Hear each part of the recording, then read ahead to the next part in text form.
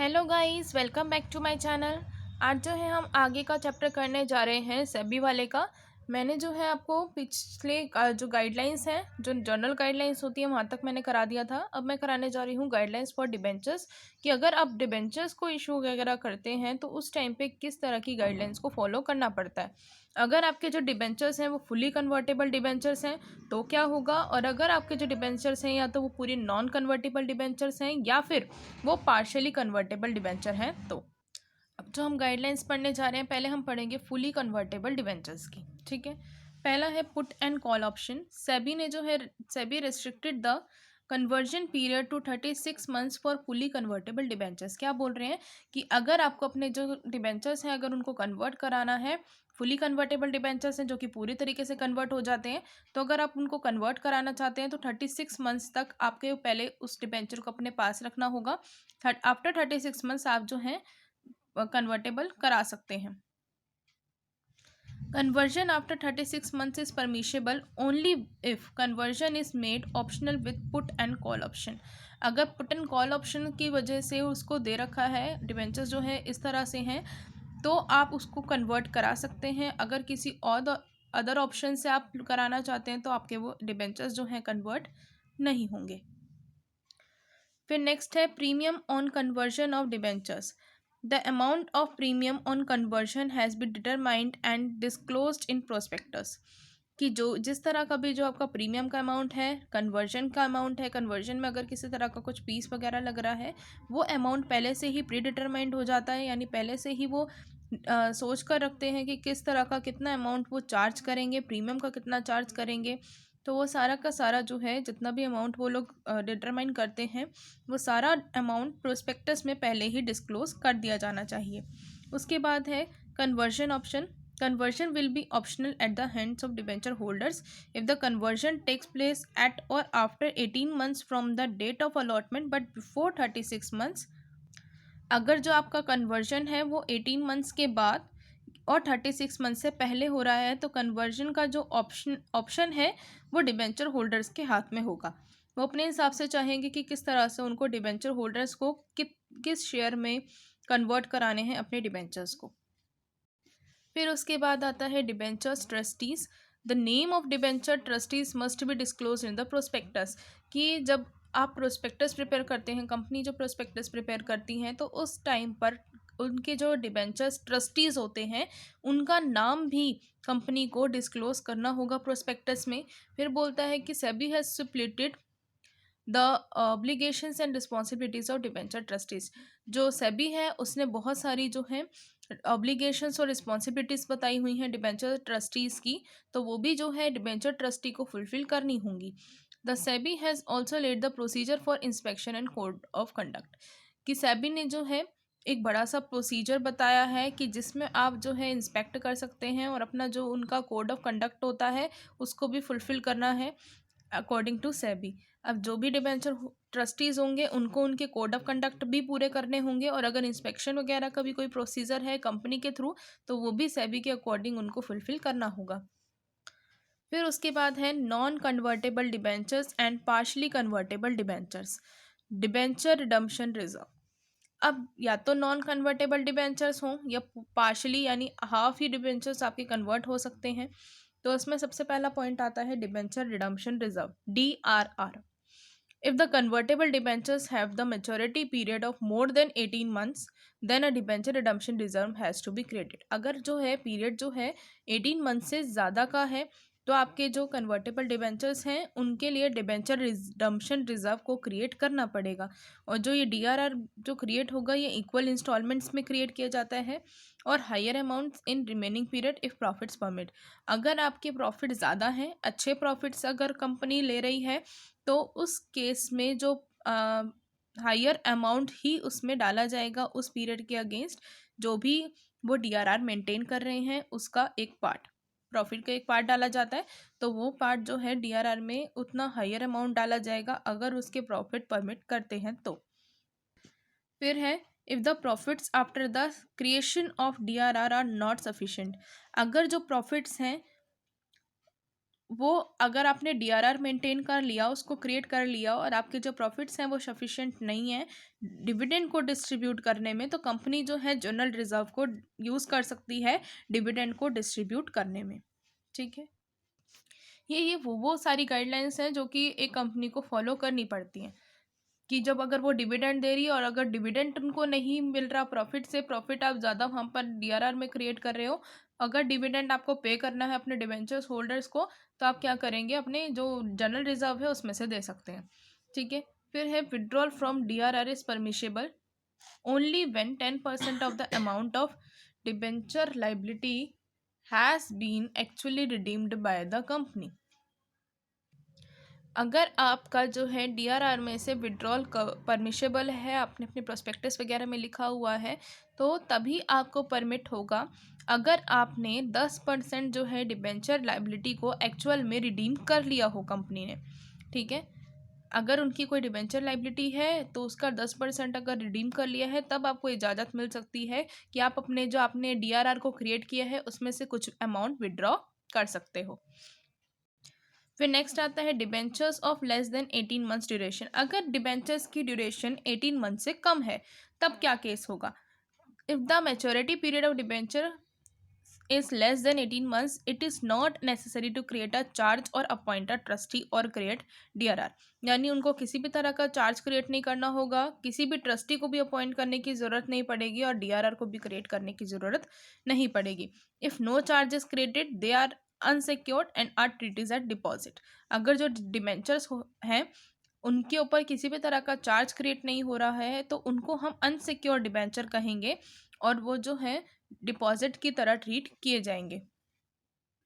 उसके बाद है prospectus of PCD and NCD, यानी पार्शली कन्वर्टेबल डिबेंचर और नॉन पार्शली कन्वर्टेबल डिबेंचर्स की जो प्रोस्पेक्टस है उसमें क्या लिखा होना चाहिए?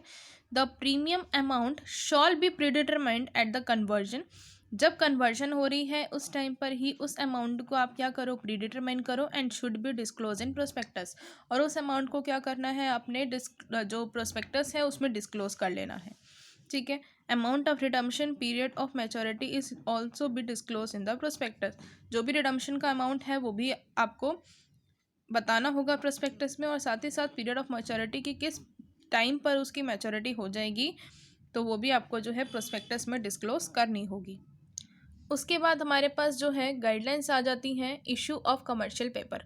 कमर्शियल पेपर क्या है? Commercial paper is one of the non bank source of working capital finance. Non bank resource है। नॉन बैंक सोर्सेज का मतलब होता है कि जो आपके बैंक से रिलेटेड ना हो। ये कमर्शियल पेपर जो है एक मनी मार्केट इंस्ट्रूमेंट होता है।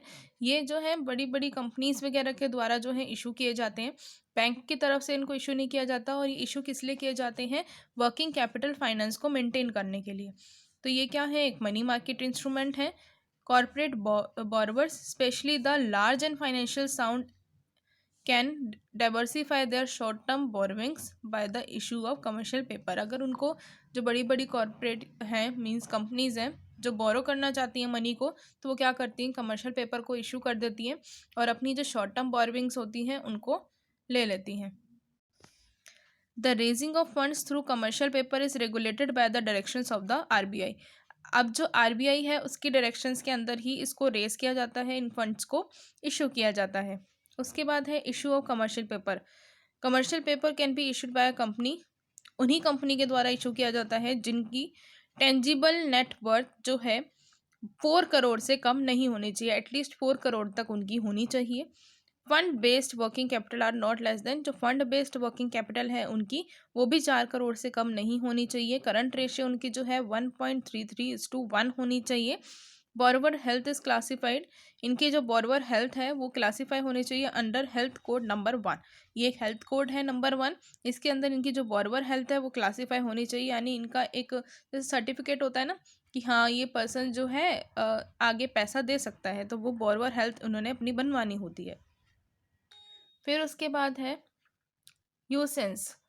अब जो कमर्शियल पेपर है उसको इशू किया जाता है मिनिमम 3 मंथ्स के पीरियड के लिए और मैक्सिमम 1 ईयर के लिए। किसी भी तरह का जो है ग्रेस पीरियड यहाँ पर अलाउ नहीं होता उनकी पेमेंट के लिए। अगर मैच्योरिटी डेट जो है किसी हॉलीडे पर भी फॉल हो जाती है तो उसके प्रीवियस वर्किंग डे पर उसको पे किया जाएगा। फिर लास्ट पॉइंट बोला है कि हर एक इशू जो होता है कमर्शियल पेपर का उसको जो है फ्रेश इशू की तरह ट्रीट किया जाता है। फिर है डेनोमिनेशन। कमर्शियल पेपर जो है इशू किया जाता है 5 लाख के डेनोमिनेशन में, बट द मिनिमम लॉट और investment is 25 lakh face value पर इन्वेस्टर। फेस वैल्यू पर इन्वेस्टर की कितनी हो सकती है 25 लाख, लेकिन जो है डेनोमिनेशन कैसे होता है 5 लाख, 10 लाख, 15 लाख, 20 लाख, 25 लाख, इस तरह से जो है इसी डिनोमिनेशन में इशू होते हैं। फिर है ceiling. The aggregate amount that can be raised by commercial paper should not be exceed 75% of the company's fund based working capital। यानी जिस तरह भी कमर्शियल पेपर को आप इशू करते हैं, जो कंपनी इशू करती है, तो उसका एग्रीगेट अमाउंट 75% होना चाहिए, उससे ज़्यादा का नहीं होना चाहिए, जो कि आपकी वर्किंग कैपिटल के ऊपर बेस्ड होता है। फिर उसके बाद आता है mode of issue and discount rate. Commercial paper जो है इशू किए जाते हैं प्रोमिसरी नोट की फॉर्म में, और इसको जो है इशू किया जाता है डिस्काउंट पर भी, और जो डिस्काउंट उस पर इशू किया जाता है वो उसकी फेस वैल्यू के ऊपर होता है। एज में be decided by the issuing company. या तो वो डिस्काउंट पर भी इशू कर सकती है या फिर फेस वैल्यू पर भी इशू कर सकती है। जिस तरह से भी कंपनी जो है, जो इशूइंग कंपनी है, उसका चॉइस होता है कि उसको किस तरह से इशू करना है। फिर उसके बाद आते हैं इशू एक्सपेंसेस। अब इसके रिगार्डिंग इशू एक्सपेंसेस भी कंपनी को बियर करने पड़ते हैं, लाइक उनकी डीलर्स फीस हो गई, रेटिंग एजेंसी फीस हो गई, अदर रिलेवेंट एक्सपेंसेस हो गए, या as well as charges should be borne by the company. जो भी चार्जेस होंगे इशू करने के रिगार्डिंग, वो सारे एक्सपेंसेस जो है कंपनी बियर करती है। उसके बाद है इन्वेस्टर्स। कमर्शियल पेपर जो है इशू किए जाते हैं किसी भी पर्सन को, may be issue to any person, bank, company और अदर रजिस्टर्ड कॉर्पोरेट बॉडी और इनकॉर्पोरेट बॉडी। चाहे किसी भी तरह की कंपनी है, चाहे वो रजिस्टर्ड कंपनी है, चाहे वो अनरजिस्टर्ड कंपनी है जिसने रजिस्ट्रेशन नहीं करा रखा, उसको भी इशू किए जा सकते हैं, बैंक को भी किए जा सकते हैं, किसी एक इंडिविजुअल पर्सन को भी इशू किए जा सकते हैं, किसी एक एनआरआई को भी इशू कर सकते हैं। ओनली तभी कर सकते हैं जब वो नॉन रिपार्टेबल बेसिस पर लेगा और ट्रांसफरेबल नहीं होगा। नॉन रिपार्टेबल बेसिस का मतलब होता है कि अगर किसी पर्सन ने, एनआरआई जो है, उसको हमने इशू कर दिए, अब उसने ले लिए और उसका जो वो डिविडेंड है वो यहीं रखेगा, हमारे इंडिया में ही रखेगा, अपनी काम जो कंट्री है उसमें नहीं लेके जाएगा, नॉन रिपार्टेबल बेसिस पर लेगा, तो ही हम उसको इशू करेंगे। और ट्रांसफरेबल भी नहीं होगा, कि ये नहीं कि वो बाद में जो है ट्रांसफ़र कर दे, तो इस तरह से भी नहीं होना चाहिए। फिर उसके बाद आता है प्रोसीजर फॉर इशू। अब किस तरह से इशू करते हैं कमर्शियल पेपर जो है इशू किया जाता है ओनली थ्रू बैंकर्स, बैंकर्स के द्वारा। Every bank proposing to issue commercial paper should submit the proposal in the form prescribed by the RBI to the bank which provides working capital along with the credit rating of the company. अब इसमें क्या होता है कि bank के पास वो अपने commercial paper जो है कंपनी दे देती है। कंपनी अब जो कमर्शियल पेपर जो देती है, उसमें जो है पूरी तरह से प्रपोजल, एक पूरा प्रिस्क्राइब्ड फॉर्म जो होता है कंपनी फिल आउट करके देती है, जो कि आरबीआई डिसाइड करता है।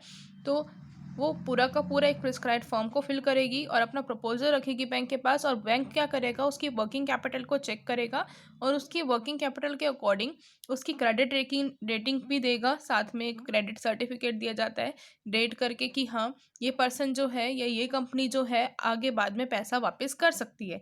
तो इसको हम बोलते हैं क्रेडिट रेटिंग, जो कि बैंकिंग के द्वारा दी जाती है, बैंकर्स के द्वारा। तो वो दे देगा। फिर देन जो है बैंक स्क्रूटनाइज करेगा the application and check the all the eligibility criteria satisfy.